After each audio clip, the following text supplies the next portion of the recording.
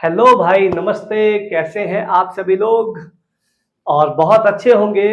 दोस्तों, आज मैं डिस्कस करने वाला हूं एसएससी सीएचएसएल का जो मेंस एग्जाम हुआ है, उसके अंदर मैथ्स के आए हैं टोटल 30 क्वेश्चन। तो उन 30 क्वेश्चंस का पूरा कंप्लीट सॉल्यूशन आज की वीडियो में मैं आपको देने आया हूं। तो आप इसको अच्छे से देखिएगा और एक एक क्वेश्चन को अच्छे से सीख के जाइएगा। क्यों? क्योंकि रेलवे का दिन का पेपर है, तो उनको इन क्वेश्चन को करने के बाद आपको जो रेलवे का एग्जाम होगा उसके अंदर भी आपको काफी हेल्पफुल रहेगा ये पेपर। ठीक है, तो पूरा सॉल्यूशन और सवाल अगर आप देखोगे बिल्कुल बच्चों वाले हैं।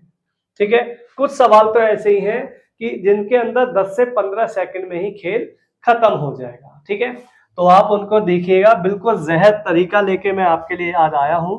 तो शुरू कर लेते हैं सेशन का पहला सवाल। ये रहा आपके पहला सवाल मेंस का। क्या कहता है, ध्यान से सुनिएगा। एक दूध विक्रेता के पास 75 लीटर गाय का दूध है, 45 लीटर टोंड का दूध है और 30 लीटर आपका फुल क्रीम का दूध है। इन्हें अलग अलग ट्रे में इस प्रकार रखना है आपको कि ट्रे में जो संख्या का जो मात्रा है वो समान होनी चाहिए। एक ट्रे में दो प्रकार के दूध नहीं मिलाने हैं, तो दूध को रखने के लिए कम से कम ट्रे की संख्या आपको फाइंड करनी है। देखिए करना क्या है, सिंपली आप इन तीनों नंबर को उठाओ और इन तीनों नंबर का निकाल लो HCF। क्या निकालोगे दोस्तों? HCF। इनका HCF निकल के आएगा आपका 15। ठीक है, 15 से इन सभी नंबर्स को पर्टिकुलर डिवाइड कर दो। तो 15 से अगर मैं 75 को काटता हूं तो दोस्तों 5 आएगा। 15 से 45 को काटेंगे तो 3 आएगा। 15 से 30 को काटोगे तो 2 आएगा। है भाई, 5 और 3 8 और 2 10। टोटल कितनी ट्रे चाहिए दोस्तों? 10 ट्रे। इसका आंसर निकल के आ जाएगा ऑप्शन नंबर ए, आपका एकदम करेक्ट हो जाएगा। ठीक है, तो इतना जबरदस्त सवाल है ये। बहुत प्यारे प्यारे सवाल आए हैं आपके मेंस लेवल में, ध्यान से सुनिएगा। देखो अगला question, 3 sec square A minus 1 cosec square cosec A minus 1 cosec A plus 1 plus 4 cosec square A minus cot square A. देखिए डायरेक्ट चीजों को सुनना, ये आपका बनेगा a minus B A plus B. A minus B A plus B होता है A square minus B square. तो ये अपने आप में क्या हो जाएगा, कॉसेक स्क्वायर ए माइनस 1। ठीक है, कॉसेक स्क्वायर ए माइनस 1 की डायरेक्ट आइडेंटिटी अगर आपको पता है तो ये होता है कॉट स्क्वायर ए। क्या होता है दोस्तों? कॉट स्क्वायर ए होता है। ठीक है, सेक स्क्वायर ए माइनस 1 का मतलब होता है टेन स्क्वायर ए। ठीक है, और टेन और कॉट एक दूसरे के क्या होते हैं? उल्टे। ठीक है, तो 10 से 10 कटेगा तो 1 आ जाएगा। तो इस पूरे वैल्यू आ गई इसकी 1 और 3 की गुणा करेंगे 1 से तो ये आ जाएगा निकल के 3। अच्छा, इसमें आओ, cosec square theta minus cot square theta होता है दोस्तों 1 और 1 इंटू 4 होता है 4। तो 4 और 3 7 आपका आंसर निकल के आ जाएगा ऑप्शन नंबर डी, आप यहाँ पे लगा सकेंगे। ठीक है, बहुत सिंपल सा सवाल है। अगला क्वेश्चन देखिएगा, कहता है यदि एक व्यक्ति की आयु उसके तीनों बच्चों की आयु के योग का 4 गुना है। देखिए 4 गुना है, अगर ये फादर है दोस्तों, ये इसके तीनों बच्चे हैं। ठीक है, ये इसके 4 गुना है। अगर ये 1 यूनिट के हैं तो ये 4 यूनिट के हैं, यानी 4 का मल्टीपल आंसर होना चाहिए। 4 का मल्टीपल दोस्तों ये नहीं है, 4 का मल्टीपल ये भी नहीं है, दोनों में से एक आंसर है। ठीक है, आगे कहता है 6 साल के बाद तीनों का जो योग है बच्चों का दुगने हो जाएंगे पिताजी।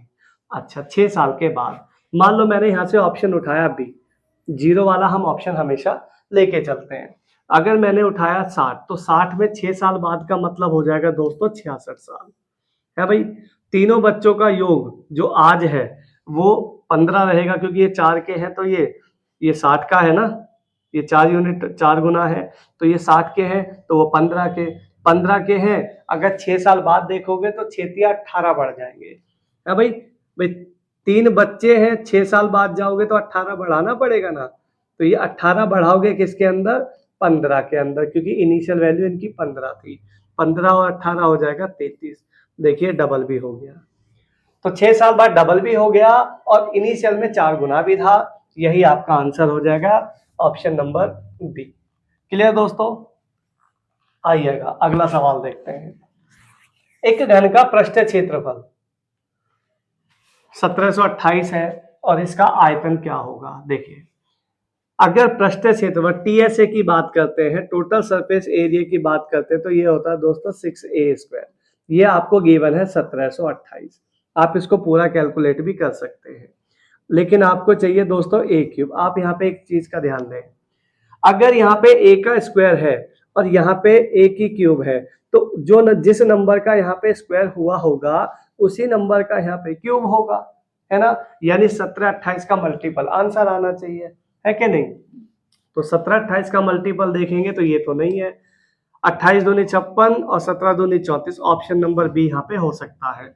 ये भी डबल नहीं, ये भी इसका मल्टीपल नहीं है और ये भी इसका मल्टीपल नहीं है। ऑप्शन नंबर बी आपका यहाँ पे करेक्ट हो जाएगा। ठीक है, तो इतना इजी पैटर्न आपके सामने है और इजीली आप इसको सॉल्व कर सकेंगे। अगला सवाल आप लोगों के लिए, बताइए क्या आएगा। एक कंपनी में कार्य करने वाले वाणिज्य मतलब कॉमर्शियल है, साइंस वाले हैं और ग्रेजुएट हैं। इनका जो रेशो आपको गिवन है यहाँ पे दिया हुआ है, देखिएगा 40 80 60 है।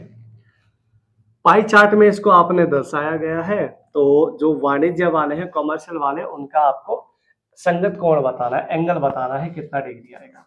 मुझे एक बात बताओ, वाणिज्य वाले कौन है। फर्स्ट वाला नंबर मेरा वाणिज्य है, कॉमर्शियल है, ठीक है। अगर कॉमर्शियल है तो 40 का मल्टीपल ही मेरा आंसर होगा। 40 का मल्टीपल 60 नहीं है, 70 नहीं है, 50 नहीं है। ऑप्शन नंबर सी आपका यहाँ पे करेक्ट हो जाएगा। ठीक है, डायरेक्ट देखना है। 40 120 180 180 पूरा गोला होता है 360 डिग्री का, है भाई, 360 डिग्री का। ये कितना आ रहा है दोस्तों, 180।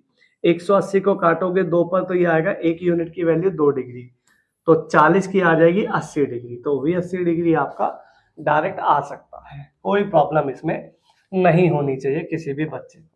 अगला सवाल आइएगा। नेक्स्ट क्वेश्चन कहता है, ये आपका समलंब ट्रेपीजियम पे है। कहता है जिसका ए बी और सी डी दो पैरेलल साइड है, ई और एफ इन भुजाओं में ए और डी और बी और सी के मिड पॉइंट से बनाया गया है। इसमें ए बी आपका 28 और सी डी आपका 18 है। तो ई एफ की लंबाई आपको फाइंड करनी है। ऐसे समझ के चलो ये एक ट्रेपीजियम है भाई, इसमें एक मिड पॉइंट बना दिया ई और एफ, ठीक है। तो ये आपको चाहिए, ये गिवन है आपका, एक 28 है और एक 18 है। देखिए अगर ये मिड पॉइंट पर है तो सिंपल सा ये इन दोनों का एवरेज होता है, इन दोनों का एवरेज होता है। या तो जोड़ के आधा कर दो दोनों को, या फिर ऐसा नंबर देखो जो 18 और 28 के बीच में आ जाए। 18 28 के बीच में एक ही ऑप्शन है, बी ऑप्शन लगाओ और आगे बढ़ो अगले सवाल की तरफ। जबरदस्त तरीके, पहले 3 वर्षों के दौरान में इलेक्ट्रॉनिक मशीन में 5%, 10% और 15% की कमी आई। ठीक है, 10% को देखते ही मुझे याद आ गया कि 10% होता है 1/10, है भाई। 1/10 का मतलब है 10 का समान 9 में, अगर हानि है तो 10 का समान 9 में बिकेगा। 15% का मतलब है, 15% का मतलब है दोस्तों 20 का समान 17 में बिकेगा, है भाई। 5% का मतलब है 20 का समान दोस्तों 19 में बिकेगा। तो या तो 9 का मल्टीपल ढूंढ लो, 17 का ढूंढ लो, या फिर 19 का मल्टीपल ढूंढ लो, यही आपका आंसर होगा। तो मेरे लिए जो ज्यादा आसान है, मेरे लिए आसान है 9 का मल्टीपल फाइंड करना। अगर एक से ज्यादा हुए तो अभी और भी टेबल चेक कर लेंगे, ठीक है। चलिए, ये 9 का मल्टीपल नहीं है दोस्तों, ये भी 9 का मल्टीपल नहीं है। 7 और 2 9, 6 और 1 7, ये भी 9 का मल्टीपल बिल्कुल नहीं है। This is the answer option number A. 8 और 1 9, 4 5 9, यही 9 का मल्टीपल है, यही आपका आंसर है। कितना सेकंड लेंगे आप इस सवाल में? मात्र 5 सेकंड। 5 सेकंड में दोस्तों ऐसे ऐसे सवाल आए हैं, देखिए। ठीक है दोस्तों, जब एग्जाम में सवाल आते हैं तो हर सवाल टफ नहीं होता और हर सवाल आसान भी नहीं होता। किसी सवाल में समय लगता है, थोड़ा सा लगा लो, कोई दिक्कत नहीं है। देखिए दो गोलों की रेडियस है 4:5 है भाई, इनके वॉल्यूम का रेशो क्या होगा? देखो आप खुद जानते हैं कि गोले का जो वॉल्यूम होता है वो 4/3 पाई आर क्यूब होता है, तो दूसरी तरफ भी 4/3 पाई आर क्यूब ही लगेगा, तो 4/3 पाई से 4/3 पाई कट जाएगा, बचेगा क्या? आर का क्यूब। तो आर का क्यूब ही अगर हम डायरेक्ट कर दें तो हमारा आंसर तो वैसे भी आ जाएगा। तो इसको लगा के सजा के दिखाने का क्या लाभ? कोई लाभ हो तो बताओ। 4 की क्यूब दोस्तों 64 और 5 की क्यूब 125, ठीक है। This will be the answer, option number A आपका यहाँ पे करेक्ट हो जाएगा। अगला सवाल, कौन बताएगा इसका आंसर? तीन संख्याओं का रेशो 5, 7, 9 है, एलसीएम इसका 1260 है, सबसे बड़ी संख्या सबसे छोटी संख्या के बीच का डिफरेंस मुझे फाइंड करना है। देखो सबसे बड़ा नंबर 9, सबसे छोटा नंबर 5, दोनों का डिफरेंस 4 यूनिट की वैल्यू चाहिए। इसका मतलब 4 का मल्टीपल आंसर होगा, सारे ही 4 के मल्टीपल है, कोई बात नहीं। ये इसका एलसीएम है। अगर 1260 इसका एलसीएम है तो डायरेक्ट काटो, 9 से काटो, पहले 9 से काटोगे तो 9 एकम 9, हाँ भाई 9 एकम 9, 9 चौक 36, 0 140 आ गया, 140, 7 पंजे 35, 35 चौके हो गया 140, एक यूनिट की वैल्यू आ गई यहाँ पे, एक यूनिट की वैल्यू आ गई 4 है भाई। अगर एक यूनिट की वैल्यू 4 आ गई, आपको कितने की चाहिए? 9 - 5, 4 यूनिट की वैल्यू चाहिए। तो एक यूनिट की वैल्यू 4, तो 4 यूनिट की वैल्यू आ गई दोस्तों 16, 16 विल बी द आंसर, ठीक है। सभी बच्चे जो देकर आए हैं पेपर, यहां से मैच करा लीजिएगा अपने आंसर, कहीं कोई दिक्कत नहीं है। अगला अल्टीमेट सवाल, एक ट्रायंगल है पी क्यू आर, उसके इन सेंटर, ठीक है, अंतः केंद्र ए है और उसका एंगल क्यू ए आर आपका 116 है, 116 डिग्री है, क्यू पी आर का माप आपको चाहिए। ध्यान देना, अंतः केंद्र है। देखिए दो चीजें होती हैं, अगर मान लो ये कोई ट्रायंगल मैंने यहाँ पे बनाया, ठीक है, ये मैंने एक ट्रायंगल बनाया, अगर मैं इसके बाहर बनाता हूं एंगल कोई, तो उसको डायरेक्ट निकालने का जुगाड़ होता है 90 - θ/2, 90 - θ/2। और अगर मैं अंदर बनाता हूं यहाँ पे, तो इसका मतलब होता है 90 + θ/2। तो ये अंदर बन रहा है तो इसका जुगाड़ होगा 90 + θ/2। ये आपको गिवन है 116 डिग्री है भाई। 90 उधर जाएगा तो क्या हो जाएगा? माइनस हो जाएगा। अगर 90 उधर जाके माइनस हो जाएगा तो ये बचेगा दोस्तों 26 का डबल हो जाएगा आपका 52। 52 ढूंढो कहाँ है, ऑप्शन नंबर बी आप यहाँ पे लगा सकते हैं, है भाई। अगर बात समझ में आ रही है तो ज्यादा से ज्यादा इस वीडियो को शेयर करें अपने दोस्तों में और उनको बताएं कि आंसर की आ गई है, और अपने अपने आंसर चेक कर लें और यहाँ से मैच भी कर सकते हैं, ठीक है दोस्तों। बहुत जबरदस्त वीडियो आपके लिए है, आपका रेलवे में जो एग्जाम है उसके लिए भी काफी ज्यादा ये फायदेमंद रहने वाला है। तो मेरी तरफ से पूरी तरीके से तैयार रहो एग्जाम के लिए। आइए अगला सवाल देखते हैं।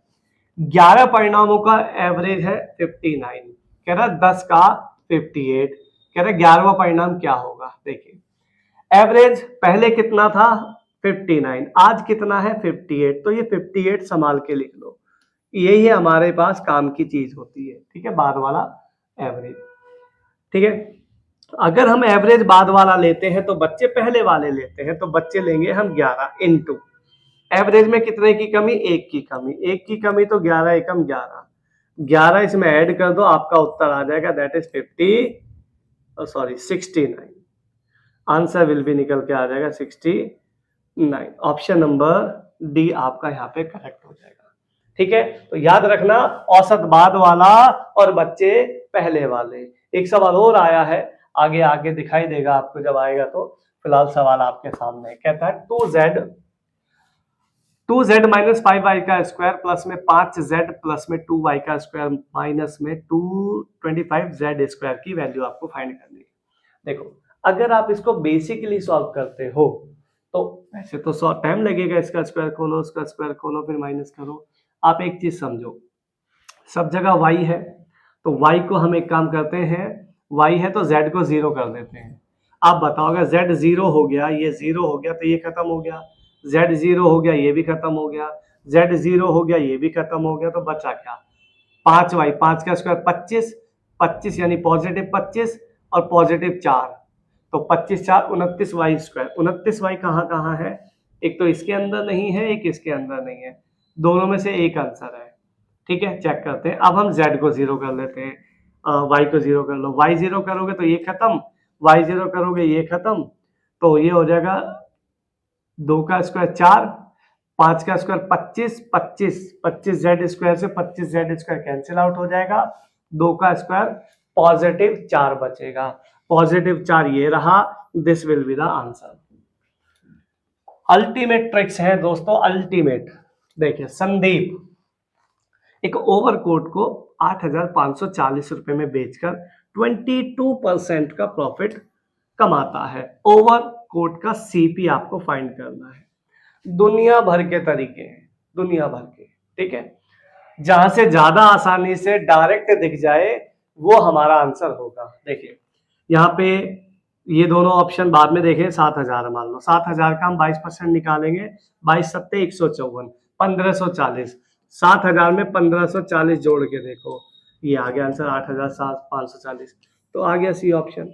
ठीक है, ऐसे अच्छा ना लगे, आपको पूरा प्रॉपर करना है, कोई बात नहीं। 22% का मतलब होता है दोस्तों 11 बटे में 50, यानी 50 का सामान दोस्तों 61 रुपए में बिकेगा, और 61 पर 61 की ही वैल्यू दे रखी है 8,540, तो ये आएगा दोस्तों 61 एकम 61, 61 चौके 140 का मल्टीपल। अगर ये 140 का मल्टीपल है तो ये भी 140 का मल्टीपल हो जाएगा। 14 पंजे 70, 7,000 इसका क्लियर एक शॉट में आंसर आ जाएगा। ऐसे भी लगा सकते हैं, ऐसे भी लगा सकते हैं, ऐसे भी लगा सकते हैं, और बहुत तरीके हैं। ठीक है, 4 से 5 तरीकों से सीपी निकलता है, जिससे आपको आसान लग जाए उससे निकाल दो। अगले सवाल पे चलते हैं। एक बेलन की रेडियस है 8/π, इसका वॉल्यूम है 448, बेलन की एच चाहिए। देखो बेलन की अगर एच चाहिए, वॉल्यूम दे रखा है, तो वॉल्यूम में दो बार ये पाई आता है, तो एक पाई कट जाएगा, एक पाई रह जाएगा। एक पाई मतलब पाई की वैल्यू वाला 22 वाला आंसर होना चाहिए, 22 वाला, यानी कि 11 का मल्टीपल, यही आपका उत्तर हो जाएगा। ठीक है, चेक करना है, चेक कर सकते हो, कुछ नहीं करना, पाई आर स्क्वायर एच बराबर ये रख दो।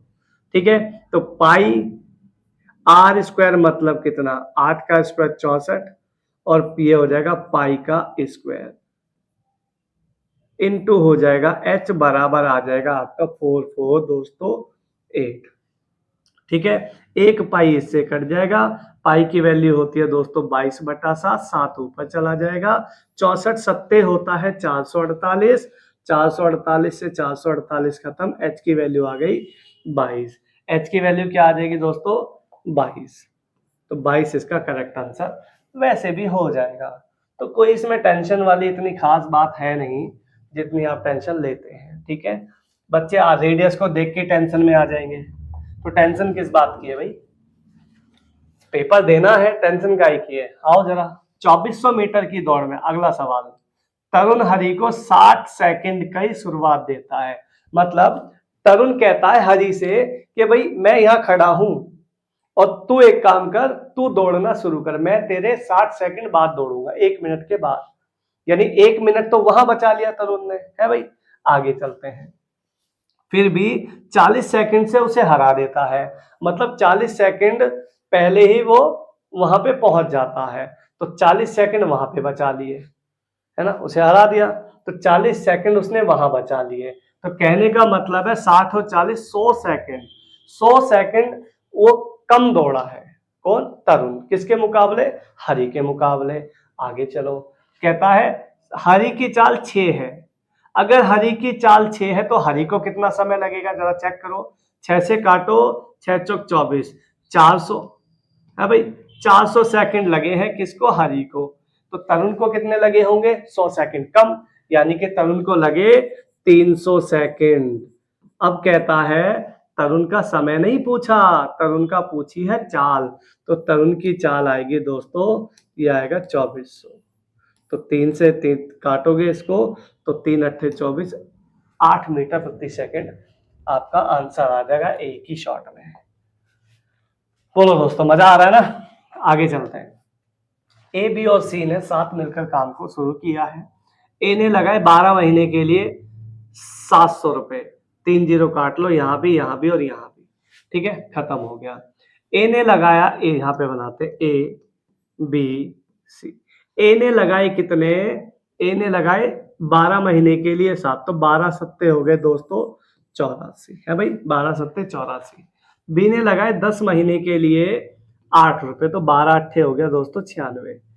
6 महीने के लिए लगाए 12, 12 6 हो गया 72, 72। किसी एक टेबल से काटते हैं 4 से, 4 दूनी 8, 4 एकम 4, 24 चौके 96 है भाई, 4 से काटेंगे 18।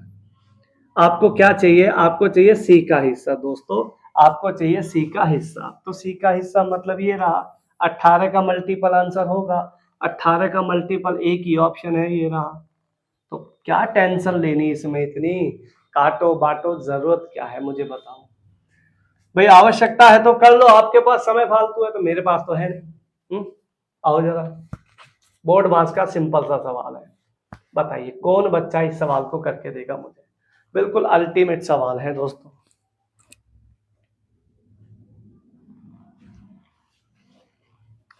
आइए चेक कर लेते हैं। बोर्ड मास के अकॉर्डिंग चलेंगे, पहले ऑफ का मल्टीप्लाई करेंगे, ये हो जाएगा 4 गुणा 4, ये हो गया 16 है भाई, और ये हो गया 8 अट्ठे हो गया 64। ये दो चीजें यहाँ पे समझ में आ गई। इसके बाद 8, इसके बाद डिवाइड का नंबर है, 8 को 8 से डिवाइड करोगे 1, तो ये हो गया 16 एकम 16। तो इस पूरे की वैल्यू तो आ गई दोस्तों 16। इधर का मामला निपटाते हैं। डिवाइड का मतलब क्या? डिवाइड तो ये है ही है 64, तो यहाँ जगह नीचे आ जाएगा 8 के बटे में 64। अब भाई 8 से काटेंगे तो 8 बार, 8 से काटेंगे 3 बार, 5 और 3 हो गया दोस्तों 8, तो ये हो गया 8 माइनस में 16, that is answer will B -8। बताओ कितना फास्ट ये सवाल आपका हो सकता है? हो सकता है भी, नहीं हो सकता? आगे चलते हैं। एक अमाउंट है जो कि 5% एनुअल से सिंपल इंटरेस्ट से रेट ऑफ इंटरेस्ट आपको मिल जाता है, कितना? इतना हो जाता है। 5% से सिंपल इंटरेस्ट का जो पैसा है वो 6 साल में 4150 4160 हो जाता है। प्रिंसिपल आपको फाइंड करना है। देखिए बहुत सारे तरीके हैं, बढ़िया तरीका है ये रहा, ये लो 4160 डिवाइडेड बाय अमाउंट है ये। तो मेरे हिसाब से अमाउंट क्या बनेगा भाई, एक साल में 5%, तो 6 साल में हो गया दोस्तों 30%, तो इंटरेस्ट हो गया। 30% में 100 ऐड करोगे तो प्रिंसिपल बन जाता है, तो ये हो जाएगा दोस्तों 130। और प्रिंसिपल आपको फाइंड करना है तो इनटू में 100 लगा लो, क्योंकि लेट हमने यही किया था, है भाई। 0 से 0 काट लो, 13 से काटोगे तो 13 3 39, 13 दूनी 26, answer will be 3200। Option number B आपका यहाँ पे करेक्ट हो जाएगा, तो कोई दिक्कत नहीं है भाई। करने के लिए आप ऐसे भी कर सकते हो, 30% इंटरेस्ट हो गया, मतलब 10 पे 13 रुपए हो गया, 13 की वैल्यू दे रखी है, 10 की वैल्यू चाहिए। बहुत तरीके हैं, है भाई, क्योंकि सिंपल इंटरेस्ट फिक्स होता है ना भाई, तो वहां से हम चीजों को चला सकते हैं। नेक्स्ट क्वेश्चन, समान डायगोनल, समान विपरीत साइडें क्या कहलाती हैं? देखो सबसे पहले डायगोनल्स की बात करते हैं। डायगोनल इक्वल होता है, देखो स्क्वायर में भी होता है दोस्तों, है भाई, और रेक्टेंगल में भी इक्वल होता है डायगोनल, और क्या हो गया आपका, ट्रेपीजियम में भी आपका जो डायगोनल होता है वो इक्वल सा ही होता है ऑलमोस्ट, देख लीजिए सब इक्वल ही होते हैं भाई। लेकिन ये कह रहा समचतुर्भुज, बताओ समचतुर्भुज में जो डायगोनल, जो रोम्बस होता है, रोम्बस में तो डायगोनल बराबर होते ही नहीं है, ये तो वैसे ही गलत हो गया। पतंग में भी नहीं हो सकते हैं भाई, तो समलंब, ट्रेपीजियम और आयत दोनों में से एक आंसर हो सकता है। अब यहाँ पे चेक करते हैं, क्या विपरीत अपोजिट साइड इक्वल हो सकती है ट्रेपीजियम की? आप बताओ, ये साइड इक्वल हो सकती है क्या? दोनों नहीं हो सकती ना, एक बड़ी होती है एक छोटी होती है, वो तो सबको नजर आ ही रहा है। तो समलंब इसका आंसर नहीं हो सकता, option number C rectangle will be the answer. Next question की तरफ चलते हैं। लो जी, एक खिलौना बनाने के लिए एक बेलन के एक सिरे पर अर्धगोला लगाया है और दूसरे सिरे पर कोन लगा दिया, शंकु है भाई। बेलन, शंकु और अर्धगोले की उभयनिष्ठ जो कॉमन रेडियस है वो है 4.2 सेंटीमीटर। बेलन की एच और कोन की जो एच है वो इक्वल है। खिलौने का वॉल्यूम चलिए देखिए, हालांकि वॉल्यूम निकालने में कोई ज्यादा इतना इशू नहीं है, बहुत आसान है, क्योंकि सिलेंडर का वॉल्यूम होता है पाई आर स्क्वायर एच। अगर मैं शंकु देखता हूं तो 1/3 पाई आर स्क्वायर एच, अर्धगोले का देखते हैं तो 2/3 पाई आर क्यूब। आप इन सब में जब नोटिस करेंगे तो एक बात बहुत अच्छी नोटिस होगी कि इसके अंदर पाई जरूर आएगा, और पाई में होता है 11 का मल्टीपल। तो 11 का मल्टीपल ढूंढना शुरू करते हैं। देखो वैसे 11 का मल्टीपल मुझे तो नजर आ गया है, लेकिन आपको नजर आ सकता है। अगर किन्हीं 3 डिजिट को रिपीट करता है तो वो नंबर 11 से डिवाइड होता ही होता है। बाकी डिविजिबिलिटी रूल चेक कर लो, दोनों का डिफरेंस -5, दोनों का डिफरेंस 4, दोनों का डिफरेंस 1, तो 4 और 1 5 में से 5 क्या 0 आ जाए या 11 का मल्टीपल आ जाए।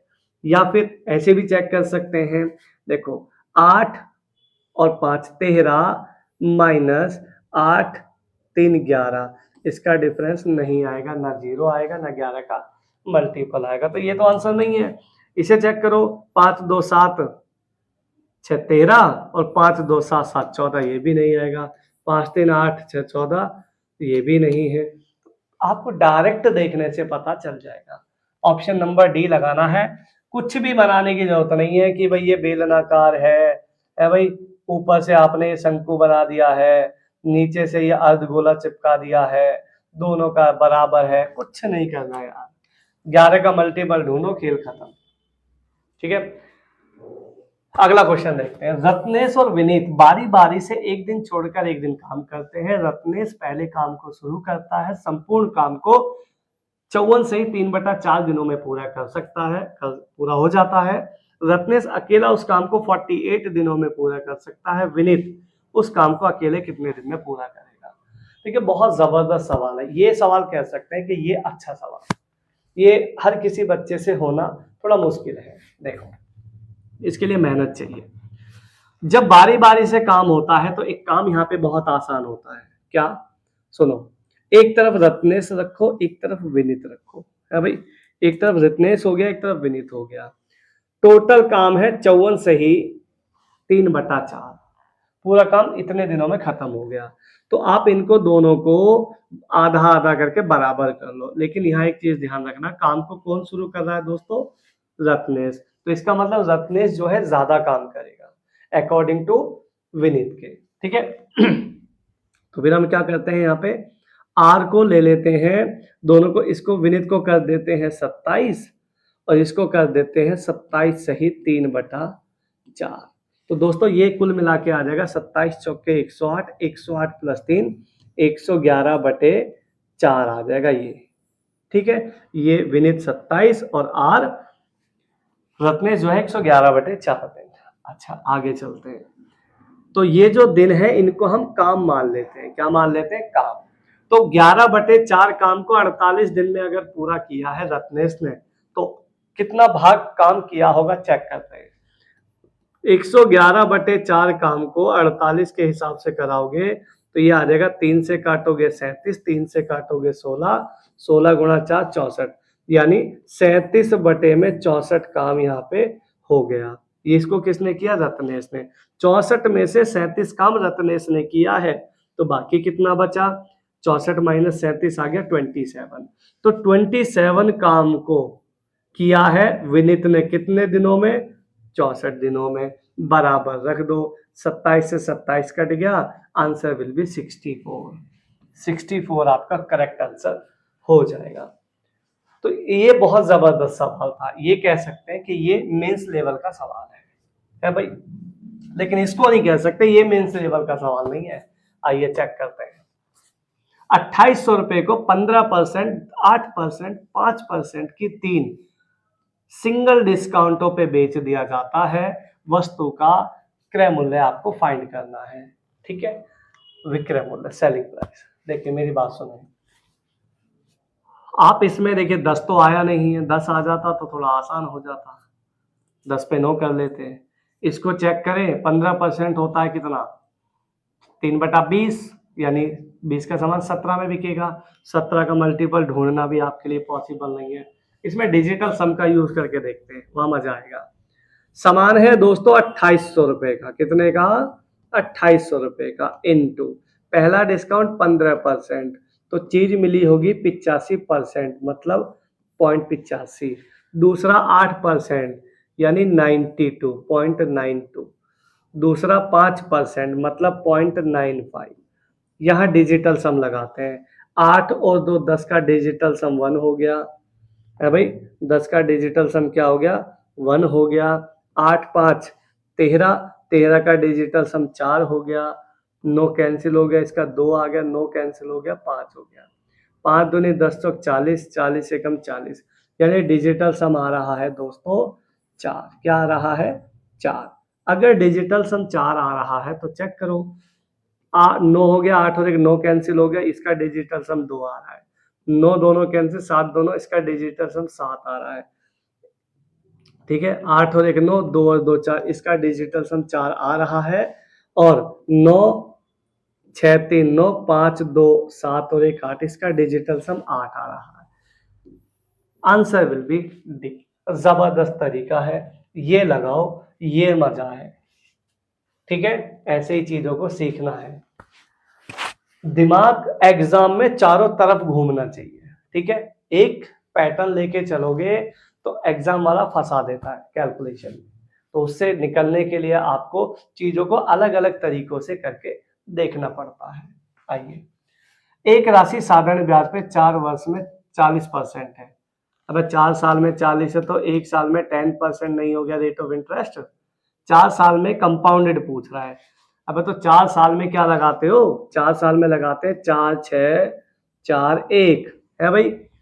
तो 80,000 का 10% दोस्तों हो जाएगा 8,000 है भाई। 8,000 का 10% 800, 800 का 10% 80 और 80 का 10% 8, यानी इसका आंसर जो आएगा 8 एकम 8, यूनिट प्लेस पे 8 आएगा। ये तो आंसर नहीं है, तीनों जगह नालायक ने देखो 8 दे रखा है। 8 चौक 32, 32,000 से ऊपर आंसर आएगा, ऑप्शन नंबर बी। तो कैलकुलेशन तो आपको करनी नहीं है मेरे दोस्तों कहीं भी, तो बहुत आसान है। ठीक है, कुछ बच्चों को डायरेक्ट रेशो पता होता है कि भाई अगर इसका इफेक्टिव रेट निकालेंगे तो क्या बनेगा, उससे भी हो जाता है 0.646%। ठीक है भाई, तो वहां से भी चीजें बना सकते हैं। बाकी कोई दिक्कत नहीं है, कैसे भी बनाओ, सवाल जल्दी होना चाहिए मेरे हिसाब से। आइए सवाल समझते हैं। एक संख्या 37 के 2 भागों में बांट दिया है कि पहले का 5 गुना दूसरे के 11 गुने को मिलाया जाए तो 227 आना चाहिए। छोटी संख्या 9 गुने का मान क्या है, छोटी संख्या का 9 गुना। यार एक बात बताओ, जब आपको कह रहा है छोटी संख्या का 9 गुना, छोटी संख्या नहीं चाहिए, उसका 9 गुना चाहिए, मतलब 9 के से वो डिवाइड होगा। 9 से डिविजिबल, 9 से डिविजिबल कोई नंबर ढूंढो। This not, this will be, this not, this not, option number B लगाओ और अगले क्वेश्चन पे चले जाओ। बताइए क्या जबरदस्त चीजें हैं, क्या अल्टीमेट सॉल्यूशन है, बताइए। अगला सवाल, sine 6a cos 6a plus 3 cosine square a cos square. देखो ये तो डायरेक्ट एक फार्मूला होता है a क्यूब b क्यूब का। ठीक है, आप यहाँ पे a को पुट कर लो 45 डिग्री, बिल्कुल आसान है।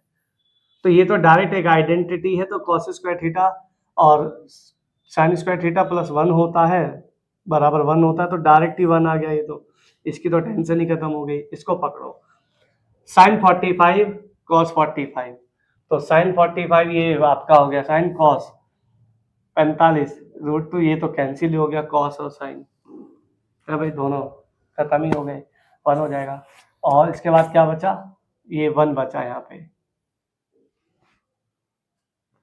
1 बचा, ये पूरा 1 हो जाएगा, ये -1, ये कट जाएगा, ये बचेगा cosec स्क्वायर। cosec में रखेंगे 45 तो cosec 45 √2 का स्क्वायर होता है दोस्तों 2, तो माइनस आ जाएगा 2, तो आंसर निकल के आ जाएगा -1। बिल्कुल सिंपल है, ठीक है। तो क्या आंसर आ गया -1, ऑप्शन नंबर बी आपका यहाँ पे करेक्ट हो जाएगा। बोलो दोस्तों, मजा आ रहा नहीं आ रहा? अगला सवाल देखते हैं।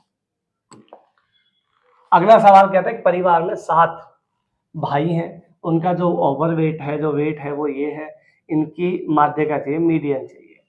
देखो मीडियन मतलब होता है जब आप इसको असेंडिंग ऑर्डर लगाओ या डिसेंडिंग ऑर्डर लगाओ, उसमें जो बीच का नंबर आएगा वो आपका मीडियन होता है भाई। तो ये टोटल 7 है, मतलब या तो नीचे से ऊपर चल लो या ऊपर से नीचे चल लो, दोनों के केस में हमें चौथा नंबर चाहिए। तो निकालते हैं। सबसे पहला नंबर अगर यहाँ ध्यान से देखो तो सबसे पहला नंबर आएगा 54 का, एक नंबर, 1 2 3 है भाई, और चौथा नंबर आएगा अब यहाँ पे 60, तो चौथा नंबर आ गया 60 का, यही आपका आंसर हो जाएगा, ऑप्शन नंबर ए, ठीक है। दिस इज द मीनिंग, कोई दिक्कत नहीं है। आइए देखो ये सवाल ये रहा जिसकी मैं अभी बात कर रहा था कि आपको आगे मिलेगा। 11 का औसत 60, 10 का औसत 59, 11वां चाहिए। फिर से वही बात, औसत बाद वाला लेना है, मतलब 59 लो, बच्चे पहले वाले लो, औसत में कितने की कमी, 1 की कमी, 11 जोड़ दो, है भाई। 11 जोड़ोगे तो ये निकल के आएगा 70, ऑप्शन नंबर सी। तो बिल्कुल जबरदस्त सवाल है, आसानी से सॉल्व आप इसको कर सकते हैं। अगला सवाल देखो, कहता है यदि निम्नलिखित जो आपके प्रशिक्षण दिए हुए हैं, ऑब्जर्वेशन दी हुई है वो ये है सारी की सारी। कहता है 88 की जगह 93 को बदल दें और 41 की जगह 47 को बदल दें, तो उसके बाद नई जो मीडियन होगी और जो पुरानी मीडियन है, दोनों के बीच का डिफरेंस आपको फाइंड करना है। मेरी बात सुनो, यहाँ पे ये टोटल कितने हैं, 2 7 8 9 10 11 नंबर है, ठीक है। टोटल 11 नंबर है। 11 नंबर में अगर देखना है बीच का नंबर, तो कोई भी छठा नंबर आप यहाँ पे निकाल लो। छठा नंबर निकालने की कोशिश करते हैं। सबसे पहले यहाँ पे 3 की लाइन में देखो, 1 पहला नंबर, उसके बाद 3 का कोई नंबर नहीं है, फिर उसके बाद जाओ आप 40 में, तो 1 2 है भाई, 3 4, 40 खत्म हो गया। अब 50 में आओ, 4 के बाद जाएगा दोस्तों 5, ये गया,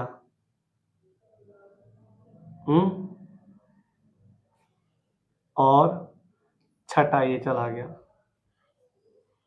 तो छठा नंबर यहाँ पे आ रहा है कितना, 56 नंबर आ रहा है छठा, है भाई 56 आ रहा है।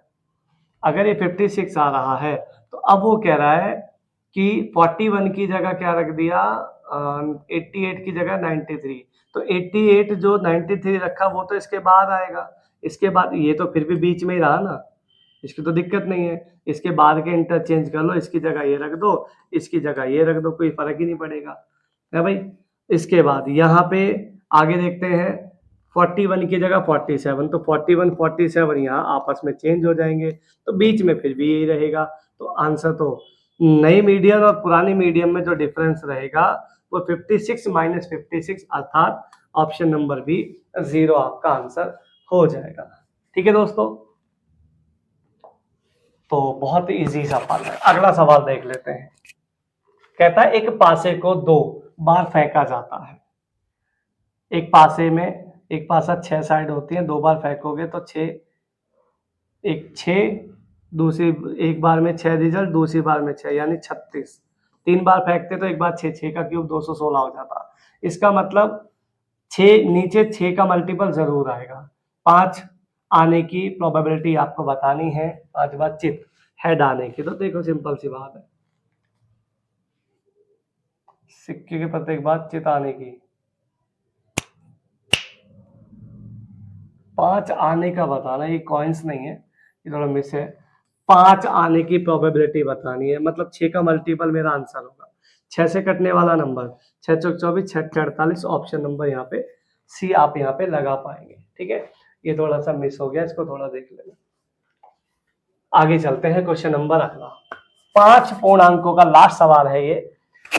5 पूर्णांकों का जो औसत है वो 48 है। कहता पहले 4 पूर्णांकों का जो औसत है वो 5वें पूर्णांक का 50%, यानी पहले 4 का जो एवरेज है वो 5वें से, ये पहले 4 है भाई, और ये फर्स्ट वाला है, ऐसे समझो, ये इसका 50% है, ठीक है,